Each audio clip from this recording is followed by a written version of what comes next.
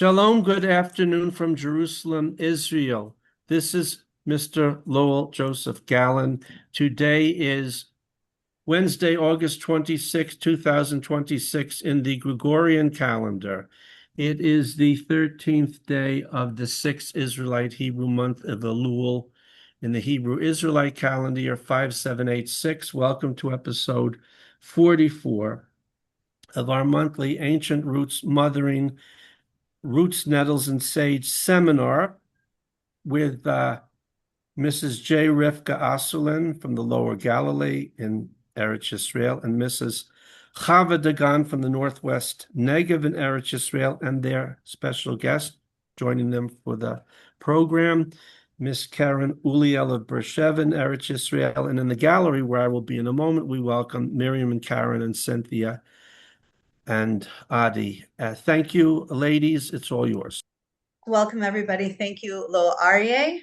We're glad to be back. We have had a summer hiatus, and during the summer hiatus, as most of you know, we had a very tragic, earth-shattering event happen in our lives, but most of all in my dear friend and colleague Chava's life. Her son, a hero of the Jewish people, Negev Dagan, was lost to Olam Haba, not lost, found in Olam Haba, lost to us, and fell fighting as a Golani warrior in Lebanon. This was about 3 months ago, little more than 3 months ago. And so today we have a bit of a heavy topic, but hopefully something that will give all of us an actionable path where we can help, where we can do something. And for that reason, we are both, I speak for Chava and myself, when I say we are both so pleased to have Keren Ouliel as our guest today. Another incredibly special lady who's going to share with us a bit about her story and her project. And Keren and Chava recently came back from truly a whirlwind speaking tour in the United States. It was so whirlwind that I didn't even know it was happening until it was pretty much happening. So I'm going to toss it over to both of them, and thank you very much. And yeah, we look forward to lots of questions in the Q&A as well. Okay, Chava and Keren, take it away. Do you want to start first with Josh's story and how we kind of started this whole crazy? Oh my goodness. Yeah, for sure. It's been quite a journey so far. So my name is Keren and I live in Beersheba in Israel. I have unfortunately recently lost my fiance, Joshua Boone. He is from Idaho, America, born and raised there, but always decided and wanted to come to Israel. And after about 3 times he's been told no to come and join the IDF. I think that someone finally convinced, I don't know, maybe just gave up and just told him yes. And he recruited at the age of 23 to Golani. He became a designated sniper. And from there, kind of, I assume, began his journey to protecting the Jewish people, which was kind of his, I guess, life goal in a matter of speaking. So when you join the IDF, you have to do reserves duty. This is usually what happens in Israel, especially for warriors.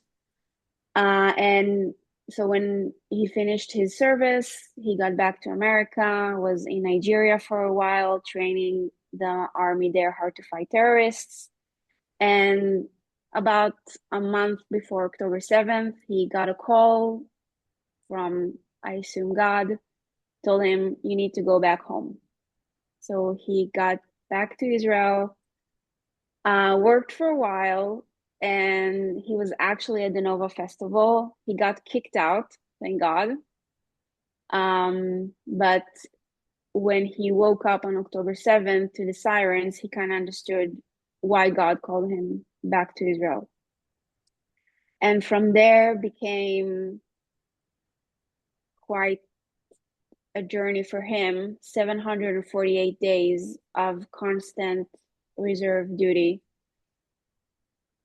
For about 720 days of those are in active combat in Gaza, in Lebanon, in Gaza again, some Syria to spice things up. And unfortunately, on January 11th, 2026, he passed away due to PTSD. So the trauma that he carried with him was too much to handle, the things that unfortunately the service asked him to do. But his life mission is not over. He was all about protecting people and helping them, especially the Israelis and, of course, the Jewish people. And when he passed, of course, I was devastated. You know, I just lost my fiance. But my life shifted, and his life mission moved to me, which is to protect the people that protected us, in essence. And that's why the project that I'm working on right now alongside Chava, who I kind of like roped into this with me, is forming a ranch that will be a place of healing and will combine treatment and rehabilitation for anyone suffering from trauma because of their service. First responders are included there as well. And because Josh himself was a lone soldier, we will also have some sort of support center for lone soldiers, both from abroad and Israelis as well, because there are a lot of Israelis lone soldiers that people sometimes forget about. So yeah, that's pretty much it. So when Keren, she's been working on this theoretically for months already, and through a mutual friend, Amy, we met. This is even before my son died. Um, and we spent hours outside. I felt horrible because I didn't feed them and I didn't even get them like water. We just got so into speaking, we forgot about all of our basic needs. And then this thing happened with Negev, and so we were bonded even more. And then she continued working theoretically on paper, and in her mind, she knew how this ranch was going to work. But I'm off in my own depressed world, and I didn't pay too much attention to how she was moving forward, what she's doing. And then one day, Amy wrote to me and said, you know, Karen's leaving. I think it was that night or the night after. Should we go and meet in Beersheba at our favorite lake and say goodbye to her? And I was like, what do you mean she's leaving? Where is she going? She said, you know, the whole ranch thing, and she's raising money and she's doing all these speaking tours. And I was like, she's going there by herself? And she's like, she's been planning this forever. And I said, okay, I'm going with her. And she's like, what are you talking about? She already has tickets. She already has speaking arrangements. She has everything set up. You can't just jump in at the last second. I said, I'm going with her. I vision myself there. I don't imagine that she should go and do this. This is a very emotional, very intense, traveling all around, depending everything on other people. No, she's not doing it by herself. I'm going. And then Amy said, well, if you're going, I'm going. I said, okay, Amy, if you're serious, we're calling the travel agent right now and we're making tickets. And that was on a Wednesday, I think. By Friday, it was pretty much all planned. Thank God everything ran smoothly. Josh and Negev are up there all the time, opening doors for us, protecting and making sure things are literally just moving one foot in front of the other.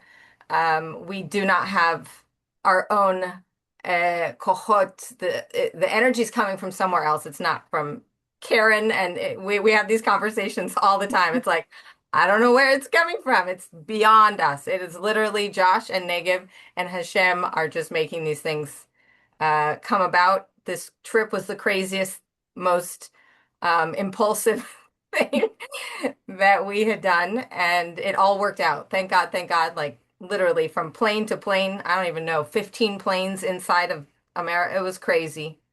Um, and we met the most amazing, amazing people, amazing people. Um, Karen had a lot of it already planned out when I decided to just jump in. So I just followed her along. I had no idea where we were going. I had no idea what she had planned. I had no idea of anything. I just was going to be on a plane with her. Um, so you can talk about this more, but where the speaking events originated from, who invited us over, and how it just went from there. Well, I'll be honest, I don't remember who initiated it. I just know that I was like, okay, listen, I cannot afford to build a ranch. It's very expensive. I am, I need money, I need help, whatever. And then I just very impulsively posted a video on social media that I am looking for communities that will want to host me. And everything just kind of like went from there. Josh's mom, Stacy, heard that I was coming and she was like, well, you have to come to Idaho, obviously. We'll have you in Boise. Um, and then all of a sudden, so many people reached out. A girl who was in high school with Josh, who barely knew him, save for the fact that they were the only Jewish people in a Christian high school, reached out and we became friends like from there. And she was able to help me with two communities in New Jersey. And it kind of like, spiraled from there. And all of a sudden, I went on, synagogue stages and have no idea what I said, but, people laughed. So I guess it was good, even though it's a very hard topic. And I feel that now people think that the war is over, even though it's not really. But now we are kind of facing with the aftermath of that. And as much as it's a heavy topic, unfortunately, this topic is not being handled as much as like in the same level of urgency as it should. And like Josh, we have lost about 27 other soldiers or reservists to PTSD that we know of. And so many others are struggling. I struggle with it myself. And this is something that really needs to be addressed. I wrote a blog a while ago called the PTSD Nation because it's literally like it used to be those that came back from war or the families that lost their sons and uncles and fathers and everybody. But now it's everyone. Everyone's affected up in north. You guys had so much of the war for so long, people hiding out and their children and inside their safe rooms. Um, Everyone's affected and everyone is walking around in some form of trauma. And it's sad that it's still like an unknown, like it's not recognized. I don't know, weird things. They see physical uh debilitation, but they don't see the mental yet. And I'm looking now for therapists for my son's friends who are not dealing with the grief at all very well. It's so, so hard for them. And everyone says to me, but they're soldiers. They get all kinds of benefits. And it's like I have to say it over and over and over and over. No, it's maybe written on paper, but no one in the army, They're commanders. No one's recognizing it. They're saying, "Oh, you're young. You'll get over it. Just get back to work."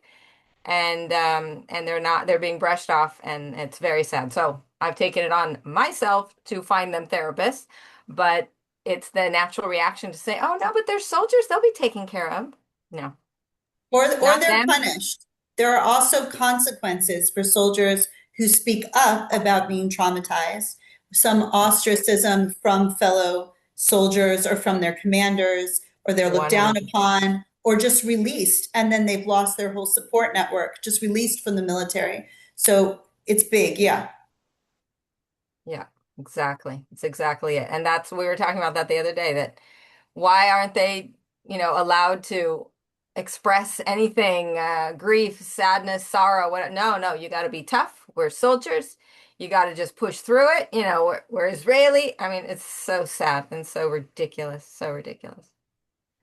Um, so when we were there, you would think we're from Israel and we're showcasing, if you want to call it that, the PTSD of our Israeli soldiers. And yet, we went to churches and we met with people who are called Messianic Jews. And we met with all kinds, not just the Jewish Bet Knesset or synagogue, whatever you want to call it. No. So when we're over here in Israel, and you are bombarded on social media or the regular media or whatever of telling us how much the world hates us and blaming us for everything, and our soldiers suck and they're doing war crimes, and all of the, and our soldiers hear it and they lose motivation, and they don't even want to open their phones because the first thing that hits them is something on Instagram or whatever, throwing it back in their face, and they're looking around and they're in their, army fatigues, risking their lives, and they're just like, for what? And it starts getting into their brains. And when we went there, oh my goodness, the people that we met were so supportive of Israel. They were so in love with the soldiers. All they want to do is shake their hands, give them a hug, and say thank you. And with tears in their eyes. And they have special prayers for them. And I'm talking even the Christians. This was a massive eye opener for me. Huge, huge. And I knew it would be for them too. So when we came back, we have a monthly meeting for a night of Negev. I don't know what you want to call it. It doesn't really have a name. Um, and all of his friends and people who knew him and whatever, we gather for the evening and we share stories and pictures and videos. And so this was a big thing for me. I said, okay, I just came back 2 days ago from my trip. I have to tell you guys something. And their mouths dropped open. The soldiers, like, they'd never heard that side of the story. It was so big. Were you shocked, Keren? Like, I was mind blown. yeah, Listen, ever since October 7th happened, I have gotten horrible messages that are, to the point where people who used to be my friends, kind of like in messages, felt very comfortable to tell me, well, Hamas should have done a better job. And that's kind of like, right. the bare minimum of it. So I've been hearing and seeing a lot of the hate. Thankfully, I haven't experienced it on myself, like physically. I usually just get it on social media, which is, fine, whatever. I just troll them back. Um, but, for a lot of them, especially the soldiers, they get hate quite often, as Chava said. And, the people that we spoke to and the people that we saw are very special. And one of the experiences, I think, that you know, really stuck with me, we were at this Christian church and they had the Israeli flag right next to the American flag. And when I finished speaking, they had like a small service, and the pastor said, okay, now we're going to pray for Israel. And they took down, well, they didn't take down, but they kind of like put the Israeli flag below the altar, I guess. And then the pastor was like, come on, everyone, just touch the flag, and we're going to pray for Israel right now. And everyone touched the flag, and everyone prayed. And I'm an outsider. I've never witnessed anything like that. And especially not from, I've been around the world, and I've been talking to a lot of different Jewish people. I've been in synagogues. I know what it's like, but still there was something there in the presence of the Israeli flag, people from different religion, so to speak, pouring their eyes out for a country that most of them have never been in. And you can feel the amount of love and the amount of gratitude for a very small, tiny Jewish state. And, they look at you and they go like, wow, you're from Israel? You're Jewish from Israel? And this is like mind blowing for them. I've never felt like a celebrity before. They're starstruck, and to the point where a lot of them even came up and were like, well, we want to come to the ranch, we want to volunteer. But then one of them said something that was really overwhelming in a very good way. He's actually a firefighter from, I think, Boise, but I could be wrong. And he volunteered here on the last Iran war. And he said that he thinks it'll be a good opportunity for people to come and volunteer and meet soldiers that will be in the ranch, if they're willing, of course, simply for the fact that they need to know that they have a community behind them and they have a family that they've never met, and people that want to meet them and want to thank them. And that was incredible, really. These people went out of their way to host us, supply us with whatever we need, and it was just like the love never stopped. It was so over, especially when you're expecting like, oh, should I hide my, whatever Israeli jewelry, like before we leave, it's all these thoughts like My Magen what's David. yeah, what's it gonna be? How scary? Are we gonna get attacked? Are we gonna get verbally? What? And then you go there and it was so much love. So much. And all that as you're leaving, they're just like, please tell them we said hello and we love them. We can't wait to see them again.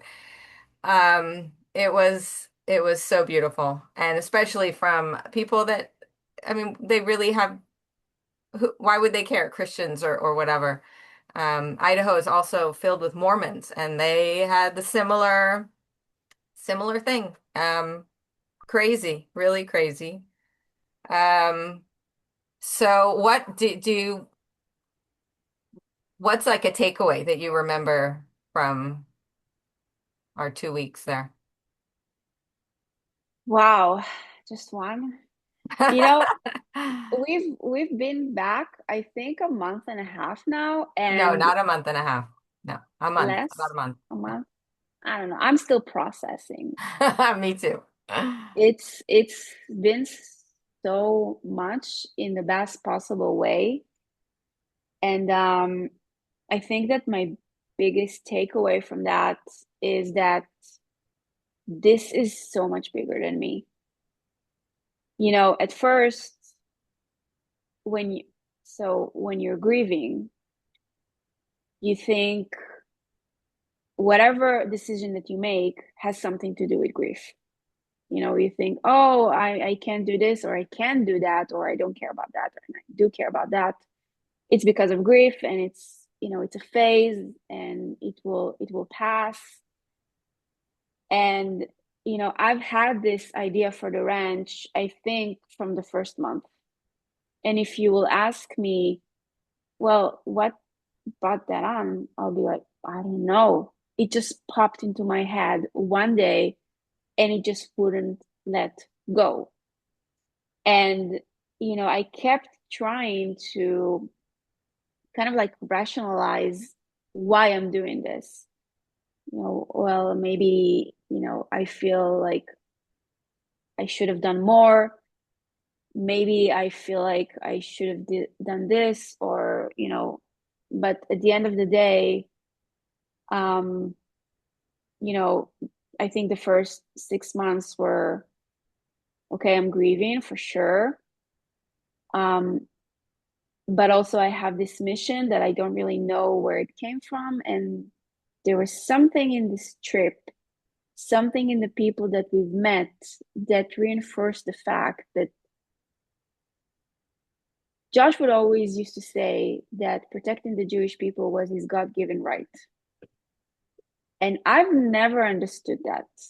I've always looked at him when he spoke and he was so driven, and I was jealous that he has that. I wanted that.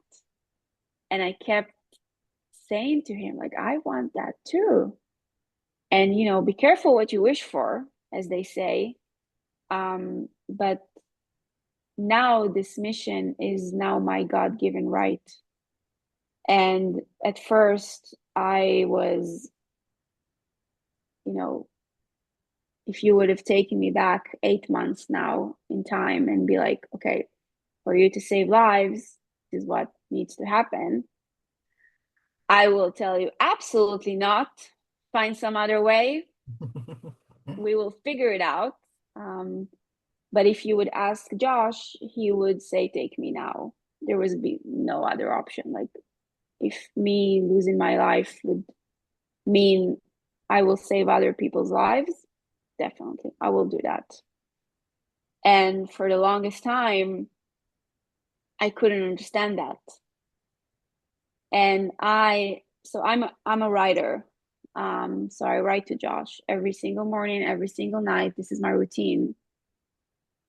And sometimes I cry, sometimes I'm not. But when we were in America, I remember talking to him, well, writing to him and telling him that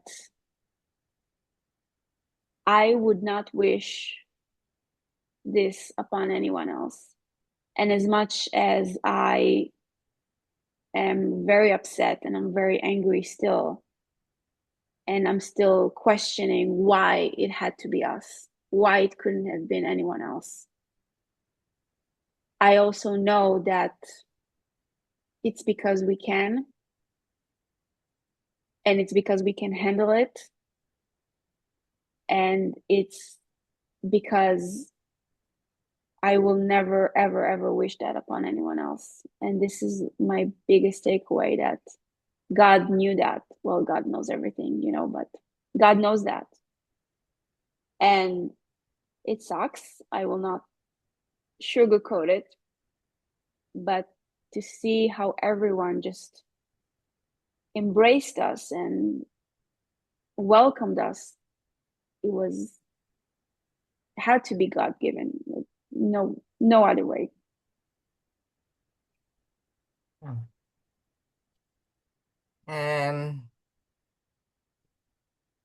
So Keren has a whole PowerPoint presentation that she did while we were there. It was beautiful. And the whole reason that we went, besides speaking about our soldiers and talking about the traumas that they go through and the PTSD that they're dealing with every day, and how many soldiers are dying every day up in Lebanon and Gaza and everything that we've been through for the past 3 years, whatever it's been. So she did a beautiful presentation. And of course, it's to fundraise. It was to raise money, which is the whole point, and to share our stories. And then she was like, and I want you to talk about Negev. And I was like, what? I'm not ready to talk about Negev. Too bad. It was so fresh. On the day that we flew out of the country, it was the 2nd month anniversary of Negev, whatever you call that. Um, But I knew that if I'm speaking in front of audiences, I don't want, I mean, I was so emotional. And of course, the flying and the time changes almost every 2 days, we are in a different time zone. So I didn't trust myself to just wing it. And it's fundraising, and I wanted to make it, beneficial for everyone.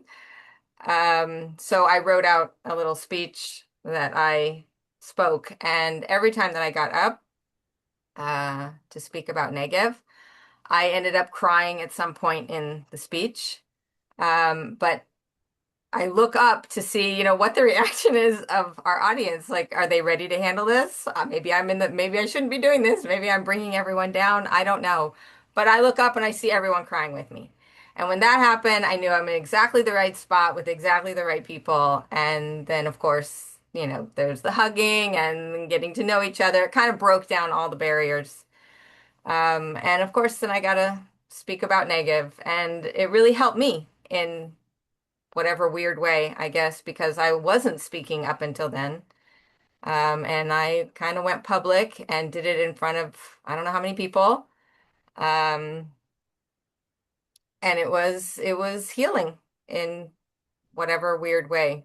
But I felt like Negev was there with us when I was able to do this. So he's buried here, just down the street, and I left all of my other children and walked away from all of the grieving that we are all experiencing here, all of his friends and his soldiers and everybody that comes and spends hours and hours almost every evening with us. Thank God for them. And so it felt weird, me just taking off. And I wouldn't say it was a joyride in any way, but it looked to everyone like I'm just I'm gonna go take a vacation, but that's not at all what it was. And as I'm bringing this speech around with me, as I really did have Negev with me the whole time, and then when I got back 4 days later, I took the kids to the airport, and now my children are over there. And what I saw that this trip did for me in terms of healing and making space in my head and getting out of being stuck, not stuck, but you just get so buried in the grief, and I'm surrounded by it from everyone. And so it gave me a chance to sort of compartmentalize all of the different pieces and parts and sort out the mess. And thank God. It was only 2 weeks for us, which was enough, but I see that it's done that for my kids too. So getting that chance away, even though our whole trip was surrounded by this soldier topic PTSD. It's all heavy, but there was something magical about it. Something like our grief was now held by other people, I guess you could say, and it took the burden off. Maybe that's what it was. I don't know. It was really good for me. Glad. Now, what can we do? What can we do to support Keren's project? What can we do to support you? Chava, what can we do to support both of you personally and with your own respective projects? What can we do to support other people who are grieving, who've lost a loved one in this horrific, horrendous war that has gone on for 3 years? What can we do? Um, well, I'll just throw this out there. Um, Karen, do you have something that we can put maybe in the chat or something that tells about or leads them to somewhere? A QR code, not QR code, right? It's Yeah, called. I have the link. Yeah. So put the link in the chat. I will. Basically what we're doing is working very hard to bring this to life, this ranch. Um, it has a lot to do with Negev, and it has a lot to do with the more I help people and help soldiers, the better I feel. So I jumped in head first. She keeps saying she dragged me in. She didn't at all. And so that's where our focus is right now, in terms of supporting people who have lost. Um, Check in on them, give them a hug. Um, yeah, I don't know. Be there emotionally, pray for them, write to them, spend time with them. I just know that Keren lost Josh before I ever lost Negev, and I didn't understand um, the amount of grief and everything that goes into it. How could anyone ever understand? But then once I had to go through with it, and I've made mistakes along the way, and one of the big mistakes that I've been telling people over and over and over again is when it's new and it's fresh, never to be alone. Make sure you reach out, even if it's on a phone, a WhatsApp, take a walk to your neighbor. I don't know, but I've made that mistake and I ended up on the floor, unable to get up from depression and sorrow and everything. And so Keren has been going through this for months before I ever knew about these things. And I don't, how do you get through, Keren? I mean, you were there in Yeah. Beersheba. Um, I think that the biggest thing I would say is you have to find balance. Grief is very, very, very hard. It doesn't look the same to anyone. Um, but there is a balance, and you find all sorts of small life hacks in a way. For me, a lot of what pushed me through is Josh. You know, that first night, you always expect it to be the hardest, but it's not because you're just tired. But then, the Shiva ends, well, for me, it was a lot, for me, it was harder because Josh was a lone soldier. I was his family here, and I had to deal with everything. Thankfully, we had a good family friend who helped with a lot of different things that I was, unfortunately, because I'm just his fiance, I was not legally able to deal with. But it's it's rough, especially when it's unexpected. For usually for people when they have to deal with grief, it's their grandparents, their parents, people that, they expect to outlive, but not when these people are your future. Um, Josh and I, until the very last second, we were sure we will wake up that Sunday morning and, he will go to work. I will start a Pilates instructor course. We will move to Otefaza. A couple of months later, we had plans.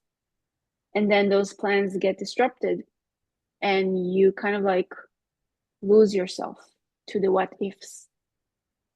And then you find that you can grieve those plans, grieve that person, but also find ways to carry on. And I will not lie to you, it's very hard. And I still have days where I'm like, I'm cooking or whatever, and then I start crying because, why not?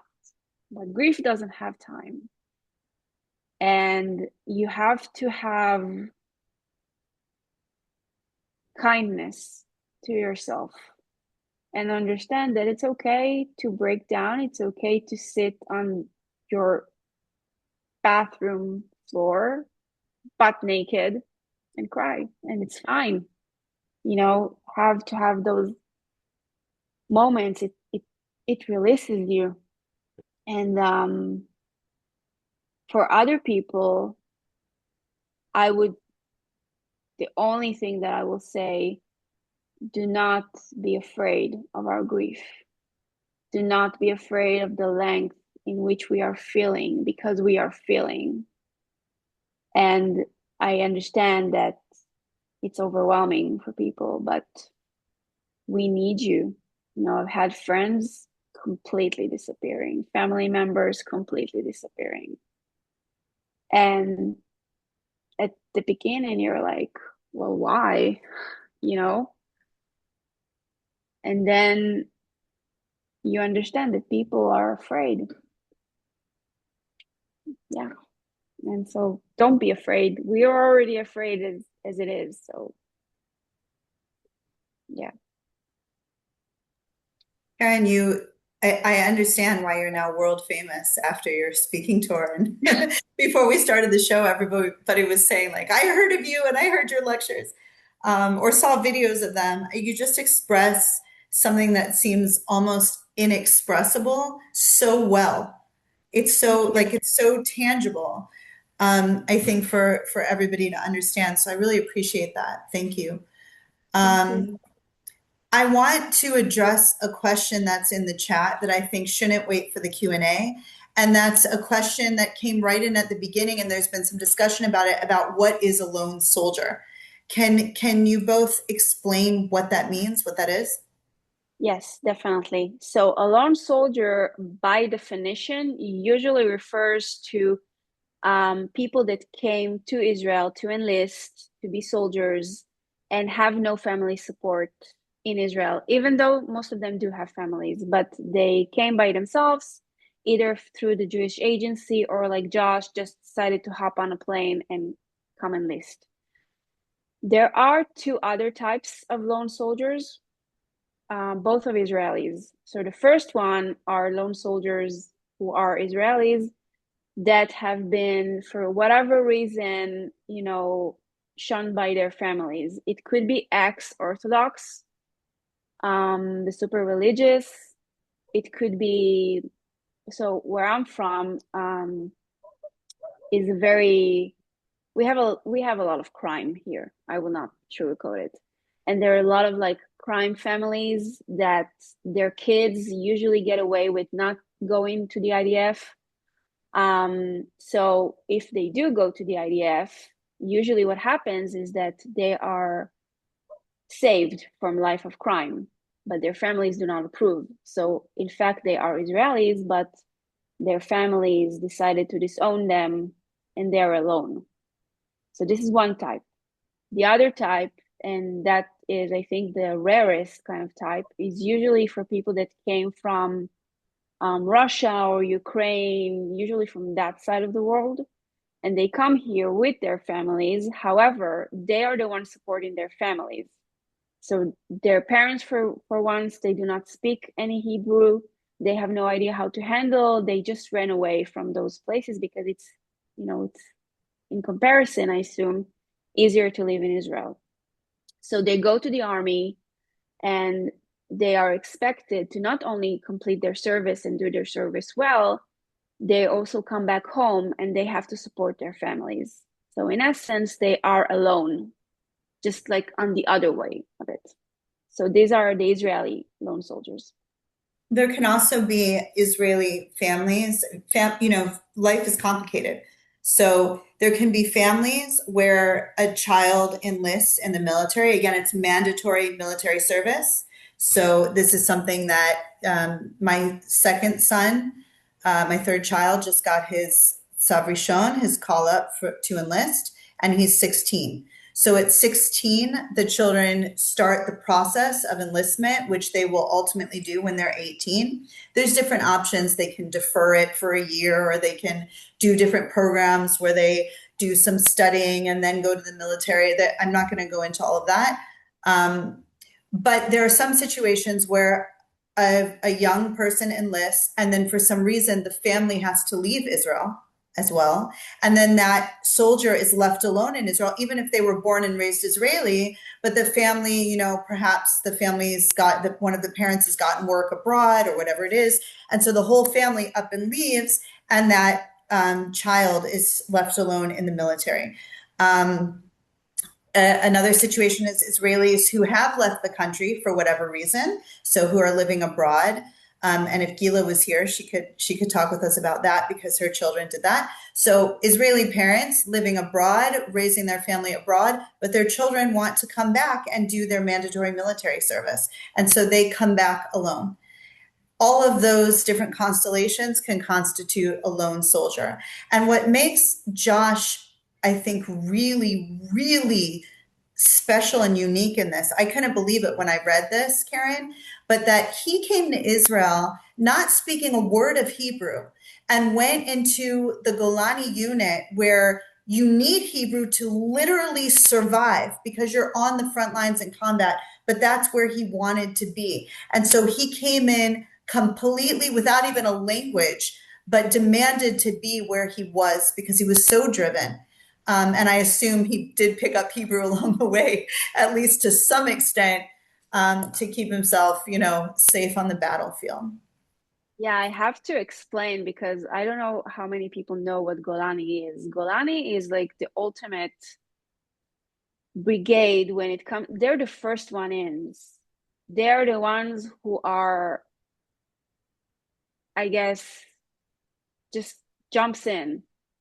And they're usually, so there's this stigma where they are like the salt of the earth, but they are also like the rednecks, I would say, of Israel. So you can probably understand the type of Hebrew that he had to learn. So he wasn't like very nice, flush, Hebrew. It's a very rough Hebrew where you're like, yalla, yalla, let's go. That kind of Hebrew. And the funny thing about Josh is that once he has something in mind, he will not let that go. So, the first time they said no, he was like, okay, I'm going to do it anyways. The second time they said, no, you have to convert, even though he's Jewish. He did a conversion, an Orthodox conversion. They still wouldn't go for it. And then, the first time apparently is the charm for him. But every time he did that, he came to Israel with nothing, just the flight ticket. And he didn't use the Jewish agency like a lot of them do. He didn't use any of their lone soldiers programs or whatever. He just went in, like this. And in Golani, he was in Orev Golani, which is the special unit of Golani. So it's incredible that he was able to not only fight his way into Israel, but also get into one of the most sought brigades in Israel. I want to add also, or I hope that Chava will actually add, that Negev was also in Golani Brigade, and he wasn't originally put there. He also fought to be there. Maybe you can speak a little bit about that as well. Well, that's kind of what happened all over the country, I guess. Yeah, originally he was supposed to be in Magav, which is like the Israeli Army police. He was set up to go there. He had done all of the process along the way, and then October 7th happened. And he was just a few months out of starting his basic training. And, there was the click, and he said, no, that's not my place. I need Golani. I need to be at the front lines. I need to go into Gaza and get revenge, right? It's all about revenge. We're going to go in there and we're going to shoot them up and we're going to get all the terrorists that did, these kids. So he switched it and they said, no, no, no, no. You're already set on your path and this is what you're going to do. And he tore the place apart. He wrote letters. He wouldn't give up, kept making phone calls, kept more applications and more applications. If they ignored him, they did it again and again and again. Eventually they couldn't ignore him and they put him in. And so many of them did that. They went from whatever path they were on and they all wanted to become warriors. That October 7th really made everyone into a hero. Yeah. Yeah, I want to say, I mean, that's who these guys are. That's the kind of guys that are in these units. They are young men that are so driven to And women. protect, sorry, and women. Sorry, you're right.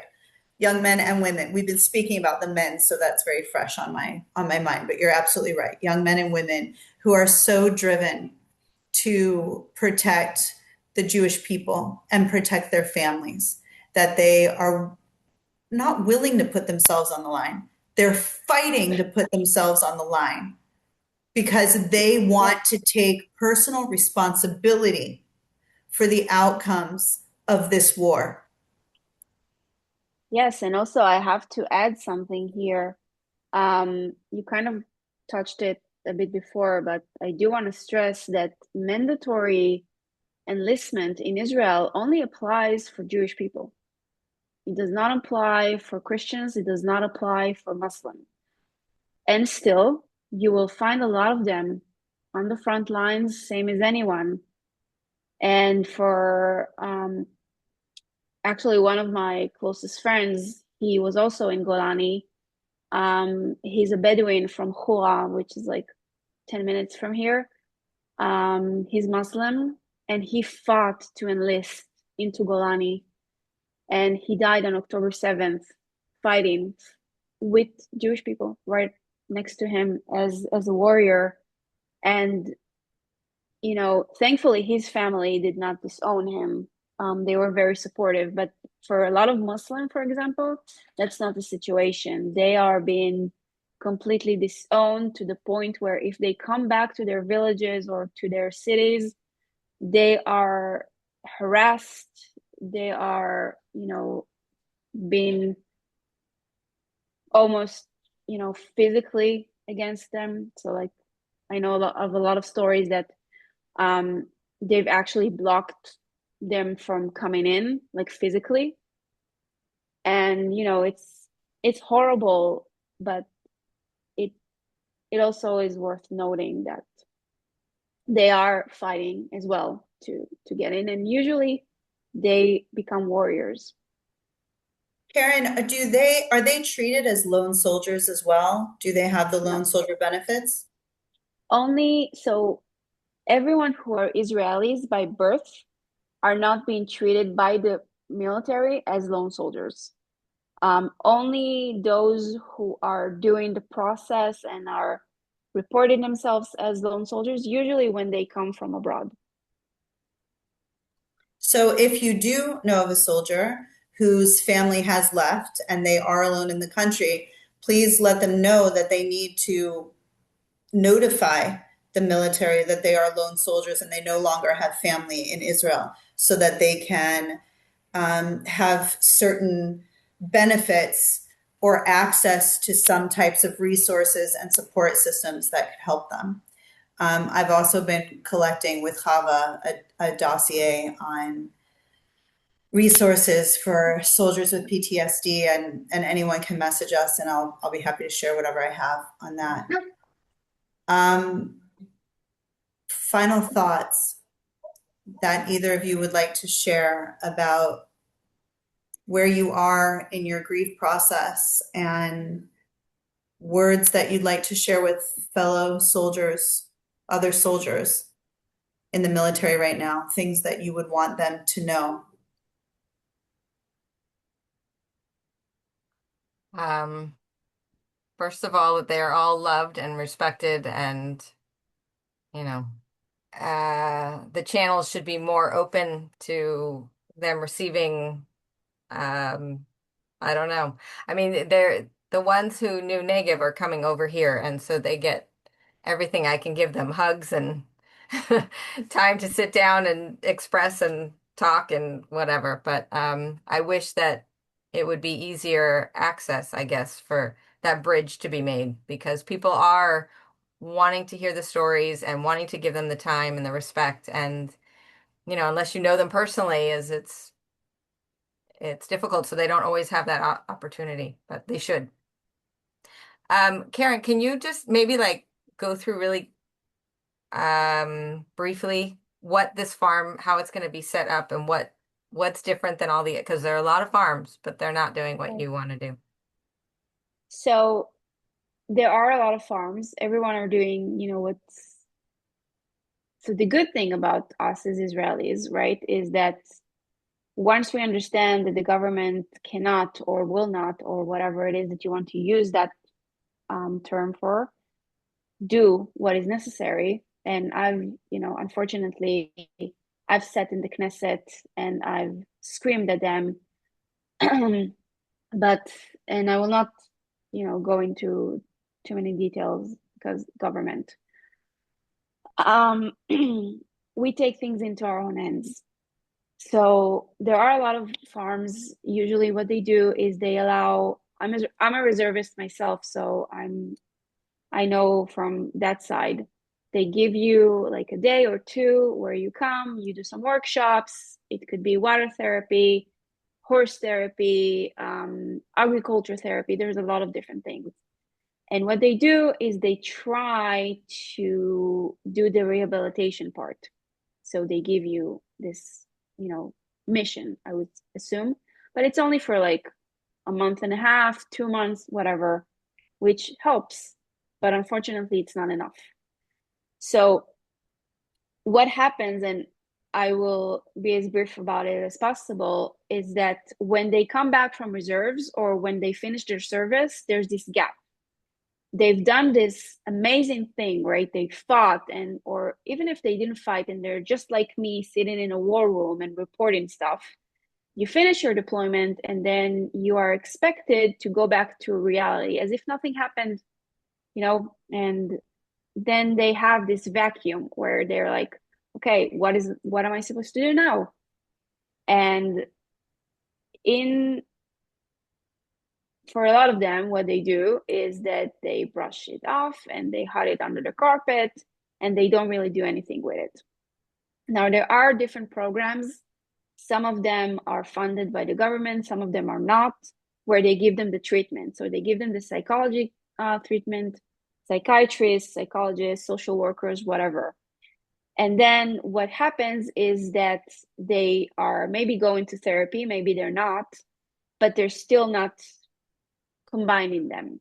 And what needs to happen is that you need to take the treatment part and you need to take the rehabilitation part and combine them together as one in a model that hopefully will give them either a new mission or just the sense that it's okay and you can find your purpose again, whether it be something that you used to do before or something new.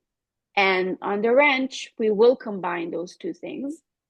It will be in small groups at first, where they can come and they will stay in an intensive program that will do all kind of therapy. Could be art therapy, writing therapy, agriculture and the like. And then we will give them the opportunity to find their purpose again. So if they figure out, well, I really like woodworking, maybe I want to start a business, we will give them the tools to do that. And hopefully most of them will even stay on the ranch and will be like instructors for the next people that will come. So the idea behind it is that we do not leave them. Once the program is over, we will continuously check in with them. They will come back. They will do workshops. They will do other things. It doesn't end once you leave the ranch. So we come in, all we ask is responsibility to you and to your peers. That's all we ask. And then we build community and we build them that purpose. Once you have those three things, they work in a circle. All of that will happen through nature, which is what God gave us, So that is a model that, as far as I'm aware, does not exist in Israel. It's a model that I am building with a mental health facility here in Israel. And yeah. Well, we've come to the end of the time for our recorded program. I want to thank Rivka and Chava for co-chair, Madam co-chairs of the program, and Keren as Rivka and Chava's special guest. We will reconvene in a month. We're episode 45. Shalom from Beersheba, the Lower Galilee, Northwest Negev, and Jerusalem. Now, let's go to gallery view. The recorded section is finished. I can stay another 15 minutes. I want to hear what you all have to say. Then I'll assign hosting to someone, and you can all stay, any of you, as long as you want. Oh, that's the cat. Go away, cat. We have 10. We were told you're the crazy cat lady if you have 5. So when people tell me that, I say, what is your cat?